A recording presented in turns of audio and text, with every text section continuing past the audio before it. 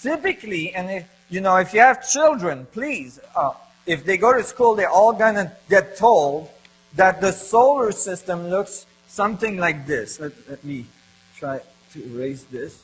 Okay, that the solar system looks something like this. That the sun is in the middle, and the solar system, and in my school, we even had a little machine with a little thing, a little crank you spun, and the earth went around the sun with the moon and everything. And so they tell you, oh yeah, that's the sun, and then the planets go around like this in an elliptical course, and depending on the interaction of all the planets, it's either elongated or more round. Or you got all the planets like this in the solar system. Well, actually, that is absolutely incorrect. Okay? The thinking of the solar system in this matter is equivalent to thinking that the Earth is flat. The solar system does not behave that way at all. In fact, the solar system it behaves in a completely different way, since the sun is moving through space and the planets are flying around the sun, generating these huge vortices as it follows the equator of the sun. That is a completely different picture. All right? It goes from flat to spacious, to movement through space. And that makes a big difference. All of a sudden, you start to see that even planetary motions, solar motions around the galaxy, galactic motion, supercluster motions, and so on, all have this elliptical, vorticular dynamics of space. They all have this torque dynamic through space.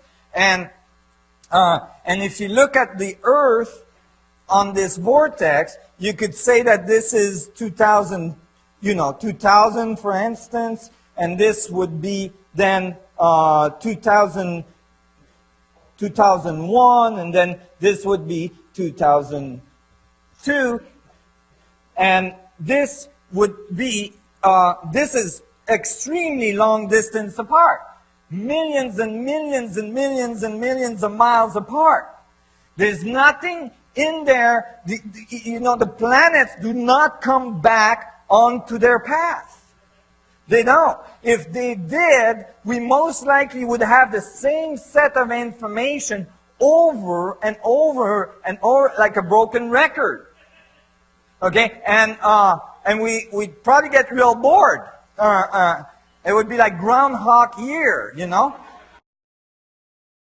Let's go back to the analogy of Einstein's field equation of the trampoline curving to generate gravity. So basically Einstein said, gravity is the result of space-time curving like the surface of a trampoline. And basically what we say in this paper is that yes, and when space-time curves, it doesn't just curve, but it curls, just like water going down the drain. And that generates spin, angular momentum. And that's the source of the spin of all things. And that is an appropriate way to actually describe physics of angular momentum in the universe. So when we add torque to space-time, the solution gives us a very different picture than a perfect sphere.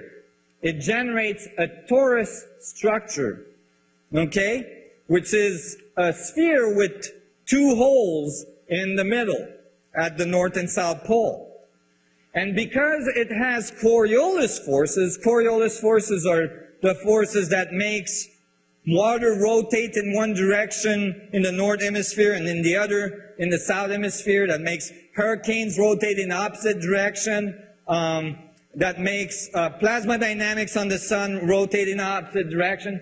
Because Coriolis forces were added to the equation, so what we did is we added a term for torque and the Coriolis forces as a secondary rank tensor on the space-time manifold. The result is a double torus structure, a double torus manifold, that has this dynamic, which is viewed here from above as a rotating yin-yang sign, if you'd like.